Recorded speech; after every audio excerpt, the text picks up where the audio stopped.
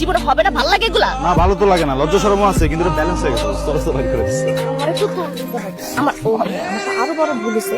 আমি তোর ক্লাসরুমে মনে কর সবার সামনে তোর সাপোর্ট করছি, এটা না করলে তো আমার বেরিয়ে করতো না। এখন আমি যদি ভুল করে ফেলছি, তুই একটা কাজ কর, তুই আমাকে মাফ করে দে, আর মাফ করে হেডফোনটা আমার ঠিক মতো ফিরে দে, আমি আর জীবনও তোর হেডফোন গিফট করবো।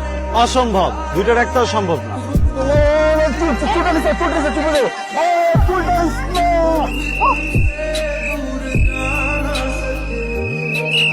তুই ফোন ধরস না কেন?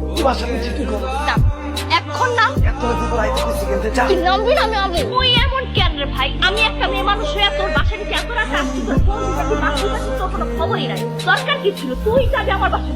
আমার বাসা নাই, অন্য একটা মেয়ের বাসায় যা, গিয়েছিস বাজা কিছু একটা করলে পটা কিছুই তো করতে পারলি না। 6 ফুটের হয়েছিস, নায়কের মতো হয়েছিস, কোনো লাভ আছে? একটা মেয়েও পটাইতে পারলি না তুই, বলো দেখ। কি জন্য বাসি বাজার বাড়ি হলো তোমার লাস্ট বাড়ি করে বাসা থেকে এত রাতে কি লেগেছে? বাপের লগে ঝগড়া হয়েছে, মনে